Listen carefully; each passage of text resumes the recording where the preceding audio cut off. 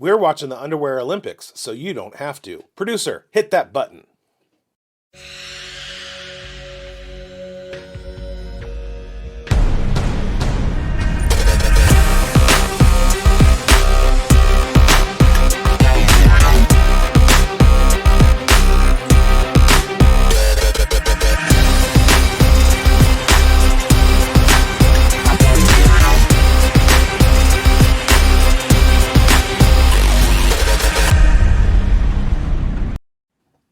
Welcome once again to the Fantasy Forecast with Grindberg and bigz. I am bigz. He is Grindberg. Schultzy's in the Grindberg spot. Oh, and now Grindberg's in the Grindberg spot. We are back with another episode. The Combine started today, and we're watching it because there's some important information that we can glean from the Combine, as well as bring you players to watch from the different positions that we will have our eyes on. How are you guys doing? Doing great. It's Combine week. I can't believe how fast it crept up on us, but we're here. We're ready to go and ready to watch some Underwear Olympics. Like you mentioned, they're bigz guys running around without their equipment on, and we're going to see if some of these metrics really matter. I mean, some positions, they matter more than others in fantasy, and we're going to talk a little bit about that. We're going to talk about context.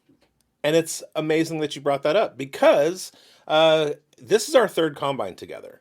And it's our third Combine of creating content. It's our third Combine of talking about what Combine metrics correlate to NFL success. And those who have watched our shows on all the various platforms over the last 3 years will remember, or should remember, me talking about Sumer Sports and their Combine correlations. And they put this out for the 2024 Combine, and then they used the same one for the 2025 Combine. But hey, 2 days ago, Sumer Sports put out an updated, recorrelated metrics. And so while we go through the positions, I will have the highest corollaries for all those things. Like, for example, when we look at the offensive tackle position, what gives the correlation coefficient between drill performance and offensive snaps per season for the first 3 years, the number one metric is the 3-cone drill. So the better you are at the 3-cone drill as an offensive tackle, that correlates to games played in the NFL. In defensive end, the 40 time is number one. For defensive tackles, the broad jump is number one. So we'll be going through all that while we go through the show. Schultzy, what's up, man? How are you doing, buddy?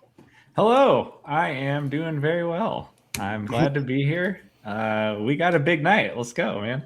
Let's do it. Yeah, we got a lot ahead of us, and we got 9 players to cover today, and we're going to set the foundation of what actually matters at the Combine. It's time to talk the names, the evaluations, get specific. Each of us has selected prospects that we're watching closely this weekend in Indianapolis, and it's not just chasing the headlines or getting caught up in the 40 times. We're focusing on data points, size thresholds, athletic indicators. So let's get this party started, boys, and let's talk about the tight end, quarterback positions here. We've identified one guy from that grouping, and bigz, why don't you start us off with your first guy? And I'm excited to hear about him. I think he's going to be a big riser here after this weekend. He's going to show well. Okay, so my guy is Georgia tight end Oscar Delp. Now, when you start going back into the Georgia tight end position, one name sticks out for me, and that's Brock Bowers. Brock Bowers had so much success that it appeared that the Georgia recruiting machine was trying to recreate the Brock Bowers position. Now, when we go through Oscar Delp's career, his receiving yards are pretty modest. 284 as a sophomore, 248, 261. That's pretty consistent. 3, 4, and 1 touchdowns throughout his career. He's 6'5", 245. The thing about Oscar Delp is that he's probably going to run the fastest time of the tight ends at the Combine. And not only is he going to run the fastest time at the Combine of these tight ends, it's probably going to be the fastest time of any tight end in a while. This dude is a burner. He's a local kid. heavily recruited and just put together modest numbers. But when it comes to the athleticism, when it comes to those metrics, when Delp comes out through the combine, you're going to see the correlation coefficient between drill performance and yards per season in the first 3 years at the tight end position. The number one metric is 40 time. Number 2 is broad jump, and number 5 is vertical jump. So basically what they're looking for is an explosive tight end.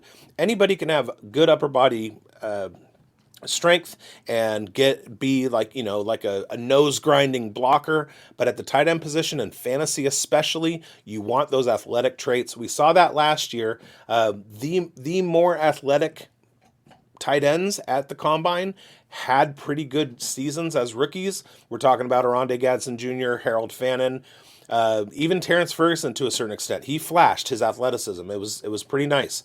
Oscar Delp is more athletic than any of them. He reminds me a lot more of Brock Bowers than anybody did in last year's class. So my eye is squarely on Oscar Delp in this pre-draft process. I don't care where he is. I don't care about his landing spot. I don't care about his draft round. The only thing I care about is how he does athletically, and he's a must draft for me in all dynasty. There you go, man. I like that call. That's pretty bold, and I'm kind of there with you here. I've been scouting Delp a little bit here and there, and you got to look at that helmet and that Georgia, and you kind of compare him to that Brock Bowers who played for them as well. So it's a correlation there, and maybe that might help viewers kind of put some 2 and 2 together here. So let's see Delp performing well, and I think wheels up for him, like you mentioned there, Biggs, and then. I'm going to talk a little bit about a quarterback here from LSU, and it's Garrett Nussmeier. And this weekend, I'm going to be looking at him right now. Currently, he is my QB4, but that could change real easy here for a guy that has some starter upside. He can show that the injury nightmare from 2025 is kind of behind him here. The quarterback landscape has some clear, has one clear top guy right now. And, Simpson is a guy that's probably going to steam up. He also had some issues in 2025, but, Nussmeier's talent, pocket presence, and confidence still flash that high end traits when healthy. 6'1", 205. He's not the biggest prototype, but he's a gunslinger mentality, explosive hips. I think that he's going to do well today. My huge red flags, obviously, is his injury history, centering on that, oblique abdominal tear from fall camp that wrecked his mechanics all season last year. So I'm going to be looking at him and how he throws this week. The combine will be a massive for his medicals and his testing, the gauge in his recovery. So what I need to see is a strong full throwing session with clean mechanics, no arm angle tweaks, hesitation, or shortened motion on deep balls. So looking for that, a respectable 40 time, maybe, I don't think it really matters too much, but a guy that, has not a whole lot of rushing upside, but sometimes he can break one out. So 4.7, 4.8 is what I'm looking at for mobility for him. And if he does well here, he could move up to my QB3, QB4, but I got a little bit of a sleeper guy that's kind of steamed up for me as my QB2 in this class, and that's Cole. Yeah, Cole Payton is my guy here. So who's yours? Mine is Carson Beck. I love that you and I have the same 1, 3, and 4 and very different number 2s. All right, so with this Sumer correlation, the correlation coefficient that means something is a coefficient over 0.3 at the quarterback position because of the mental strength that it takes to play quarterback at the position in the NFL. It's hard to judge over the first 3 years based on physical traits. The one that is corollary with physical traits is broad jump. So watch Garrett Nussmeier's broad jump and how he performs against the other quarterbacks in the class. But yeah, I was just looking at, we have varying degrees of, we're kind of in the back 5 of the top 15. We're kind of similar. Yeah. Top 5 were fairly similar, and then everything else is just a crapshoot.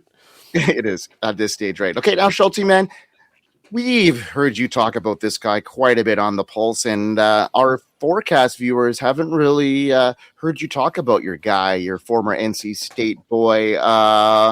Justin Joly. So what do you see from him in his last 2 years there? And what do you see as far as his prospecting this week? What are you looking for him at the combine this week? Yeah, so I think the combine is pretty important for Justin Joly here. We got a 6'3" tight end listed at 251. So, I mean, let's see what the combine brings us here. Last 2 years at NC State, racked up 92 catches, 1,150 yards, and 11 touchdowns. I love the red zone skills of this guy. He's got a lot of these basketball skills that we like in the tight end. Going up, jumping over a guy, making contested catches. Using that big body in his frame against a defender. He's pretty good after the catch. He's able to find the zones. And like I said, when he finds a zone and gets a catch, he can turn, make the first guy miss, gain extra yards.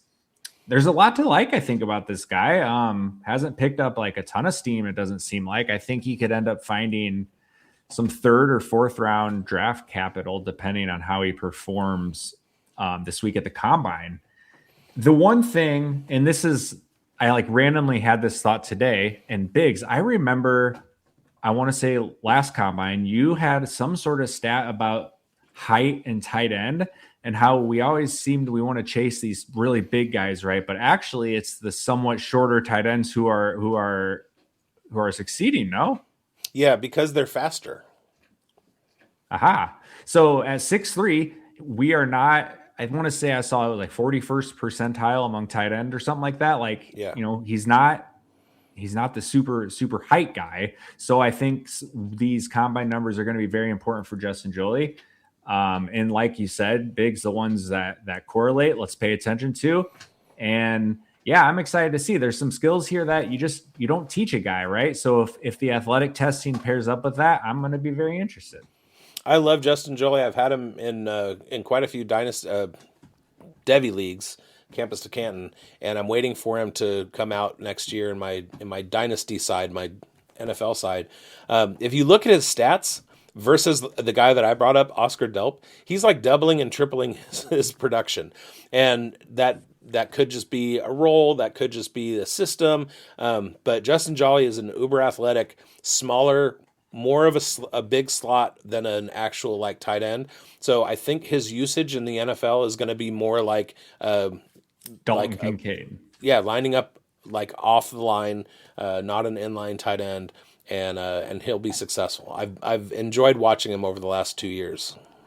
Yeah, me too. I love it. Okay, let's move into what's happening this week. We got a week before a huge drop, and if you want even more in-depth knowledge about what's going on with these rookie prospects, you better check out what's happening on March 9th. Schultzy, let's hear all about it, buddy.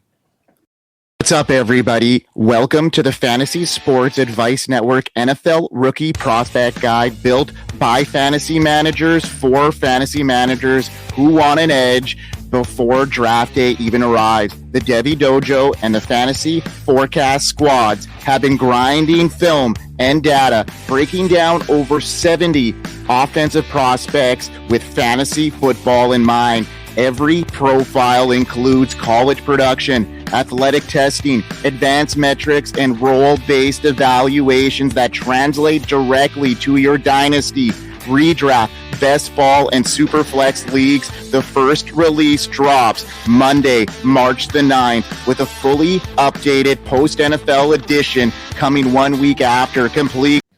All right, that is what is going on, and bigz, we've been a big part of that. We've been grinding a lot over the last month, and we're excited to see that launch in just over a week's time here. And be sure to get your copy on the site here. So let's get into the running backs, bigz. And you got a little bit of a sleeper here, a guy that is super unknown to most, managers at this point. But talk a little bit about the former Clemson running back, Adam Randall, and what you saw from him and what you're looking to see from him at the Combine this week. So I think the tile tells the story.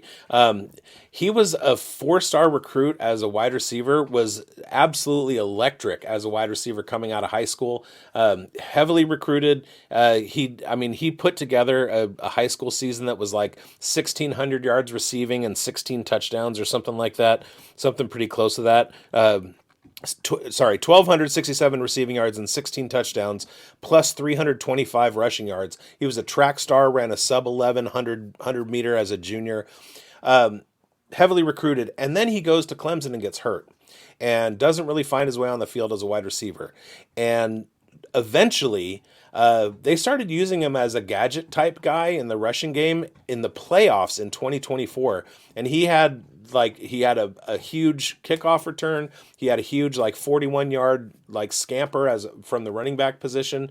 And they were like, hey, let's give this guy some carries as a senior. And he goes out and has 814 yards and 10 touchdowns, his first full season as a running back in college football, 4.8 yards per carry. Those are the kind of stats that you want to see. It's a little bit late of an age breakout, but hey, it's a position transition, and it's not like one we've seen from Luke McCaffrey where he's going from running back to wide receiver. This is more like a Tyrone Tracy who's going from wide receiver to running back. So he has the pass catching skills.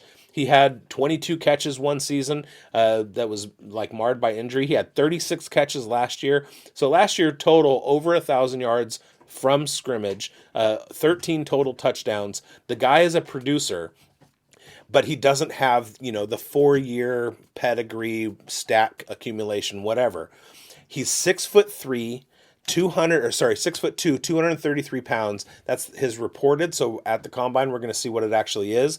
But anytime you get a guy who's over 225 pounds, the hit rates for guys to hit over and over again in the top 12 in fantasy finishes, he's right there. He's going to wow some people at the combine. He's going to make some scouts go, this guy is transitioning to running back. We can work with them over the next 2 or 3 years. He also is good enough to have an immediate breakout if somebody wants to take a chance on him. So I've got my eye on him as well, and I'm ready for this guy to be the absolute sleeper of the year. Interesting that they transferred him to running back, and he's, I guess, just a little bit undersized to be a tight end. Obviously, just 6'2", 230, but that's a huge running back. So I'm looking forward to seeing him now, Biggs, especially if he's got a little bit of speed behind that and his speed score test as well, because if he can pass catch, he's obviously a converted wide receiver. So, you don't really see that versatility often in a man that size. So be interesting to see how that works out. So yeah, I'm going to be on him now. And he reminds me a lot of Derrick Henry. There you go. All right, man. Okay, let's move on to my guy here. And he's a more of a well-known guy, but the reason why I'm zeroed in on Emmitt Johnson from Nebraska this weekend, he currently is my RB2 in this class. He's a guy that I'm planting my flag on pre-draft in Dynasty. Jeremiah Love is the clear RB1 with that elite separation, 3-down ceiling. But beyond him, this group is mostly split backfield types, limited by size, scheme, workload risks. Johnson's got that versatility as a pass catcher to really stack up reliable PPR points week after week, and he's not going to need that heavy workload, and he probably won't be able to get it anyhow at 5'11", 200 pounds. He's not an every down hammer chasing 20-plus carries a game, but his patience, vision, lower body agility and receiving skills make him a matchup weapon. Soft hands, great feel for spacing and turning short passes into chunk yardage. The big question for me this week I'm watching is his top end speed. It isn't elite on tape. So more burst and acceleration in those long runs. That's what I'm going to be looking for. So validating that second level pop will solidify his high floor upside as a 3-down contributor. A solid 40 time around a 4.5, 4.55 will confirm his quickness. Some good agility drill, results in the 3-cone and the shuttle will prove he handles NFL change of direction. So yeah, I'm looking for him. He's great. 1,400 rushing yards in 2025 and 370 pass catching yards. So I love Emmitt Johnson's profile. You're looking at his size, and that could be a red flag. But in a class here that hasn't got a real, prolific RB2, in my opinion, I think he slots in real good as a pass catcher. So I'm going to be looking for his speed here this week. Yeah, anytime we're looking at a running back prospect, the threshold is 20 receptions in a season, and he had 39 on 46. So he's got that pass catching ability, and then you throw on that 1,450 yards at a 5.8 yard per carry clip as a redshirt junior. Like, come on, give me a break. This guy is legit. I'm pretty sure you and I both have him as our number 2 running back in the class. That's true. Big. Yeah. And Dustin does too. So that's three. All three of us that have submitted have Emmitt Johnson at number 2. Love it, man. I didn't realize. I haven't looked at the ranking sheet today. I got it up right here. That's great, man. So I'm multitasking with multi screens. It's a tech thing. For me, I love missed tackles forced, right? That's a trait you cannot teach a guy, and all it does is earns you more yards. Like, you get a guy one-on-one, he's going to make a miss, he's going to earn more yards, more points. It's why I loved Bucky Irving coming out, and it's a stat that I just really like. Emmitt Johnson killed that stat. Yeah. I mean, a couple of these running backs, they were pretty good in that category. So this class, it's been steamed down, and yeah, maybe because of these guys, they may not fit a full workhorse load, but in reality here, there's only a handful of guys that are carrying that. Not even Jahmyr Gibbs is getting a full workload at this stage. You know what I mean? So these guys can get into a lineup, and an injury here could put him into a position. So I like a couple of these guys, and stay tuned to the Dynasty Pulse, folks. Tomorrow it's going to air in the morning, because we're going to be breaking down all of these top tier running backs, and you're going to want to get into that episode. Now, Schultzy. I was just going to say, you know who Emmitt Johnson makes me think of? Tall Ashton Genty. All right, don't get me so bricked up on a Thursday night here, Biggs. It's too early for that. All right, here, Schultzy, let's talk about your guy. I love this call. A little under the radar sleeper guy from a small school, and a guy that produced well. So interesting to see where he lands, and if he gets some draft capital if he goes at UDFA. So it's Robert Henry Jr. from UTSA. And I discovered this guy off of some stats, and I started digging into the film as a result of that. And cement aisle, here we are, man. I am all in on this dude.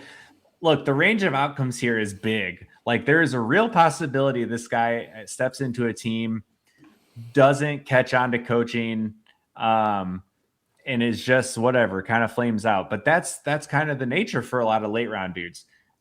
What he carries, though, as a late round guy is a ceiling that is off the charts for where his draft capital is going to be, in my opinion.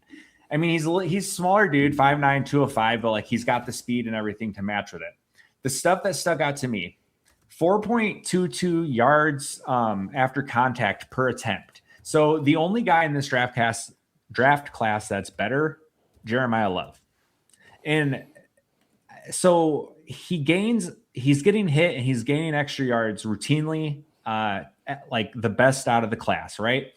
You look at missed tackles forced per attempt, it's 0.22. Now, this is a second tier number behind a lot of the big guys, right? The Emmitt Johnson, the Jeremiah Love, Jadarian Price, Jonah Coleman. He's like a second tier, like right behind those guys in the missed tackles force number. But the yak number, the missed tackle force number, it pops on the film. He's taking these runs where the line isn't doing nothing. They're doing nothing for him. They're negative runs, -1, -3 yard runs. He's making a dude miss. He's bouncing off a tackler, and he's turning these into 0 to 3 yard gains. It doesn't look pretty on a box score, but you get the guy some blocking. And now all of a sudden, when he actually has some blocking and he's meeting his first defender in the second level, and he gets to make a guy miss there rather than 2 yards behind the line of scrimmage, we're cooking with gas here. All right. I mean, he's explosive. He's decisive. The instincts are awesome. The long speed is fine. He can score from anywhere on the field. We've got 58 career receptions. So that's checking out. You want to know the thing I really love about this guy? Biggest game of his career. 16 carries, 177 yards, 2 touchdowns against a playoff defense in Texas A&M this year. This dude is a gamer. He he's got the traits that pop on the film. He can make dudes miss. He's got a nasty jump cut. He had a run against Texas A&M in the red zone. As soon as he gets the ball, I mean, there's nothing going for him. And as soon as he touches the ball, his first plant is bouncing outside. He meets up with the defensive end, bounces him outside again. Defensive end face plants. He bounces everybody outside, speeds to the corner for a touchdown. I'm in love with this dude. I'm gonna be all over him. I can't wait to see the numbers he puts up. I don't anticipate, like, even if he tests really well, I don't anticipate this steaming up to a price that I'm going to be out on. I apologize. I wasn't familiar with your game. Every year we go through this process where we're putting the rookie guide together, and I come across somebody that I really just have zero. Like, I've seen his name before. I've seen him in the Campus to Canton streets, whatever. But he was a 3-star commit. He was a 3-star prospect that got looks from Kentucky and South Carolina, Coastal Carolina, and went the JUCO route, which was probably an academic thing. That doesn't take anything away from his ability on the football field. All it did was delay what he was able to do at the NCAA level. In the American Conference for the Roadrunners at University of Texas San Antonio, puts together a plus 1,000 season. He has 19, 18, and 21 catches. That's right around the 20 catch threshold. There's a whole lot to like here, and I gotta say, in the rookie guide right now, he's my 16th ranked running back out of 17, but that doesn't mean that he can't move up quite a bit depending on draft capital and stuff like that. It's just that I don't know as much about him as he hasn't hit my radar the same way he hit yours. Go watch, if you have the cut-ups, go watch the game against A&M. It's just like a real cursory look in his 2025 season. He had over 200 yards against Colorado State. He had a huge game against Texas A&M. So yeah, there's like he's part of my homework over the next week. So a little feather in the old cap of mine is I picked him up championship week in our Campus to Canton League in the finals. Nice. Do you know what week that was, Schultzy? Lay it on me. The week he went off on Texas A&M. Let's go. Let's go, man. Who ended up winning the Devi side of that championship week because of Robert Henry Jr.? That's amazing. So I got on Robert Henry Jr. a while back. I think bigz. Where do I have him ranked right now on our guide right now? 11 maybe. Yeah, 11. So I steamed him up pretty big here. 9. You have him at 9. 9. Yeah. So yeah, pretty high on Robert Henry here. So yeah, I like him a lot. And just for like contrast, my number 9 is Katron Allen. Wow. Whoa. Okay, that's a pretty steep one. I'm going to hear about that because we're going to talk to Dave Kluge on our pulse about Katron Allen quite a bit. So I'm going to be interested to hear some contrasting thoughts on him. All right. Let's get into the wide receivers here in our spotlights of the night because, this position has been steamed up as the power of this class. So we might as well make them our spotlights. And let's start with bigz's guy from LSU. These wide receivers aren't known to be floating around in the second and third rounds of rookie drafts, but that's where we're at here with LSU because, got Aaron Anderson and now Barion Brown and a couple other guys here that potentially could be steals of the draft here. So bigz, let's get into your spotlight and talk about your LSU guy.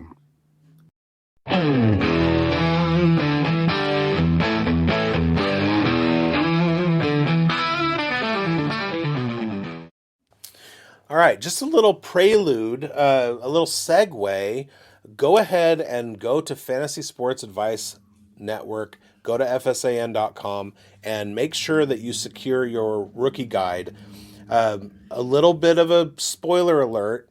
This guy was one of my guys for the rookie guide. I have him currently ranked as my wide receiver. Let me find him. Where to go? Wide receiver 19. That's not great, Bob. He's my current wide receiver 19. The reason for that is because he is a little fella. He's very small. He's like 5'8", 180 pounds, something like that.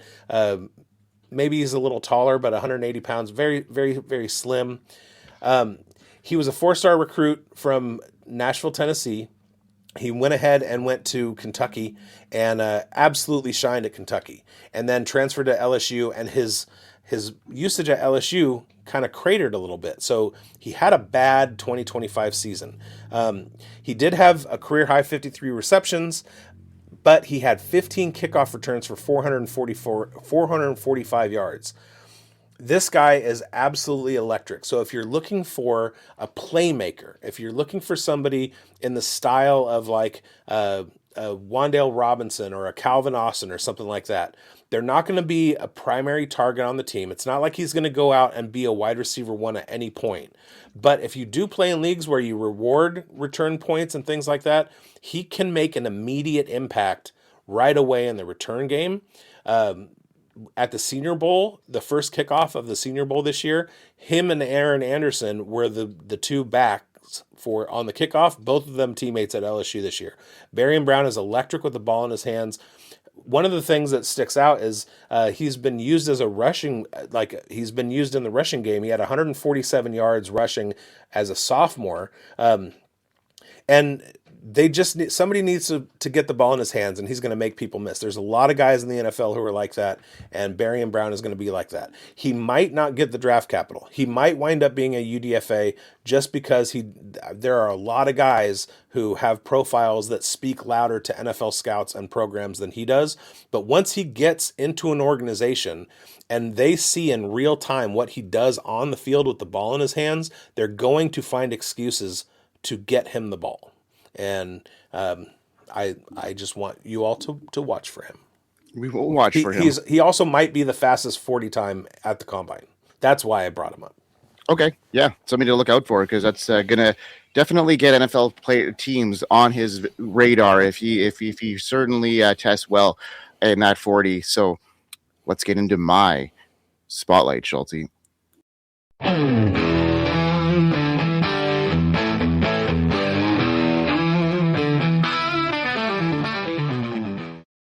Well, I mean, it's an opportunity for me to talk about another one of my guys, and that's Makai Lemon from USC this weekend. Currently, he's my wide receiver one in this class, and I just think for fantasy, he is there because he's going to give me all those traits that are the most translatable to fantasy. You know, he's got, comparisons to Amon-Ra, JSN type figure. You know, even DJ Moore has been a guy he's been compared to in this class. So see what happens here. You know, Jordan Tyson was my top wideout to look for at the combine, but he's sidelined and is skipping it due to injury. So in comes Lemon. Now he takes the center stage for me. His journey has been great from La Mirada High to USC. It's been electric over the past 2 seasons. Few games illustrate why he's my top receiver. Against Notre Dame, 133 yards receiving and a touchdown on 8 catches, dominated, in the timing routes, yards after the catch, where he can be very, very, very dominant against opposing defensive backs. He's very physical as well. Versus Washington State, he showed consistency, 92 yards, 6 catches. So good defenses, good schools here. He's got great separation, good lateral agility, technical route running. So I'm going to be looking for him to do really well here. He is testing this week, him and Carnell Tate. I think he's got something to prove. And, he's being talked about as becoming, a first round pick, in the middle end here, but maybe with some good testing numbers, this guy could, become a top 15 pick, and that's kind of where I hope to see him go. I hope to get in a really good landing spot where he could be a power slot that can work the outside as well, because he's so versatile, and that yak ability here.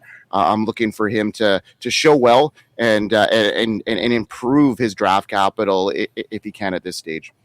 I think he's kind of baked in. You have him as your number one. I have him as my number 2. Carnell Tate is my number 1. I think those are pretty interchangeable. We don't know who's going to prefer who in the draft, and I think both of them have an equal chance of going 1 and or 2. Jordan Tyson, I think, is locked in pretty much at the 3. And I think most of the pre-draft stuff is going to show that. Love Makai Lemon. Love the junior coming out. There's a lot to like with this prospect profile, and it'll be exciting to see where he lands. Somewhere, like Vegas trades back in the first round or something like that. There you go. So on that. All right, Schultzy, let's get into your spotlight guy.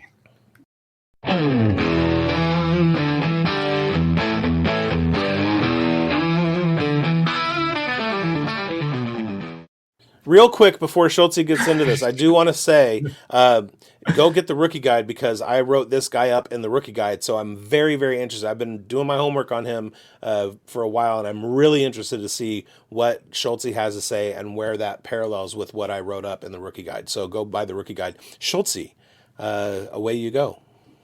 Boom, it's Malachi Fields. Boom. Big fan over here of Malachi Fields. Spent a lot of time in Virginia. And then transferred to Notre Dame for his senior season. Now, obviously at Notre Dame this year, it was the Jeremiah Love and the Jadarian Price show. So Malachi Fields, despite transferring, catches about 20 less balls, a lot less yards here. But the thing we love to see here is the yards per reception go up. He catches the same amount of touchdowns still. So basically what we're looking at here is a 6'4" receiver who is got great hands, body control, makes all the contested catches. And he reminds me, and I know a lot of people might shudder at this, but he reminds me of Keon Coleman if Keon Coleman were actually better at football. So I think he's more athletic. He's got good instincts, good football IQ for finding spots in zones. And when he does that, he can get it. He can turn up field. He can make a guy miss. He can break arm tackles. He's physical. I'm a fan. I'm curious to see where he's going to land, how high he gets drafted, but I do want to see how he tests at the combine. It seemed like at the Senior Bowl, the reports were he looked a little leaner, like maybe he dropped some of the body weight that he didn't need to be carrying, and looked like more decisive, more explosive in his route running. So it looks like the work is being put in here. I'm looking forward to see how that translates to the drills that we're going to see, some of the route running drills at the combine, and then obviously the athletic testing numbers. However, I do really like Malachi Fields. We'll see how high he goes. I don't think your ceiling is going to be like a wide receiver one or anything, because he's going to be a boundary guy. Like the nature of the NFL doesn't really feed those guys like they used to. But I think we could be looking at a guy who could be a dependable 2 or 3 for you. I agree. I really like his profile. Here's the thing about Malachi Fields. He was a quarterback up until his freshman year at Virginia in 2021. So we have to take those first couple of years with a grain of salt. He was getting his feet wet, transitioning as a player, and so it took him a little bit. I really think that somebody hurt him in the pre-draft process in 2024. I think he should have entered the draft last year. I think the year at Notre Dame statistically kind of hurt him and pushed him in that bucket as an older prospect. But you do love to see the improvement in the yards per reception. It means that he played a different role at Notre Dame than he had at Virginia, and that's something that makes him versatile. He had 700 yards rushing as a senior in high school as a quarterback. So we know that the kid loves to play football. He loves to be on the field, and he can perform. We just need to see that he athletically he can do it at that high level. And I really like Malachi Fields. I'm trying to get there it is. I want to say he had struggles with the quarterback position when he was at Notre Dame, just because they had like transfers out and a freshman start and somebody get hurt and blah blah blah. And then at Virginia, he was taking throws from Anthony Colandrea, who is, he played for UNLV last year and had a really big year, but he was a freshman for 2 years at Virginia before he transferred out and wasn't really great. So if Fields had been in a heavy system with a big gun quarterback over the last 3 years, I think you would see huge improvements over these numbers. And if he has a landing spot where he gets somebody who's got a big arm that's going to be throwing the ball a lot, like a Josh Allen type, maybe Chargers shouldn't draft a wide receiver, but like a Justin Herbert type, that kind of system, I think Malachi Fields could be a huge rookie. He's huge. So, yeah, we'll see what he can do here. Love it, guys. Powered through some great prospects here. I think, we got a lot to look forward to over the weekend with what's going on at the Combine there in Indianapolis. So, yeah, we'll see where we're headed here. Ready to rock. The rookie draft guide is going to be dropping in a week's time. So, looking forward to seeing that. We're going to do post-combine risers and fallers on the forecast, and be sure to check us out on the Pulse as well, because we've got some stellar guests heading up over the next couple of weeks. And we'll be talking combine and draft coming up. So a lot happening here, Biggs. Anything else to add, buddy? No, I just want my head to be bigger than your head.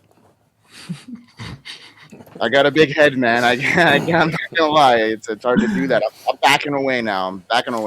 Follow us, hit the bell, like, subscribe, all that stuff. Go to fantasysportsadvice.com and, read the stuff. Get your rookie guide, get your merch, watch the Dynasty Pulse. If you have never played Dynasty Fantasy Football before, watch the Dynasty Pulse when it drops on Saturday, and hit us in the tittus if anybody watches anybody listen to the Lonely Island podcast. Anyway, hit us up in the comments and tell us that you want to play Dynasty Fantasy Football, and we will put a league together and take users and put you in a Dynasty startup shortly after the NFL draft. So as long as we know there is interest, we will take, and we don't even have to play. We can just put the league together for like 12 owners that have never played before and let them have it without the pressure of like trying to beat some of us that have some experience and have championships under our belt. So like, just let us know you want to play, because it's the best way to play fantasy football, and the best information is on the Dynasty Pulse. So you're going to watch the show, you're going to comment, hey, I want to play. We're going to get your information. We're going to put you in a league, and it'll be fun. And we hope you win. Yeah, we hope you win, folks. We'll see you next week. Peace out. We hope you win.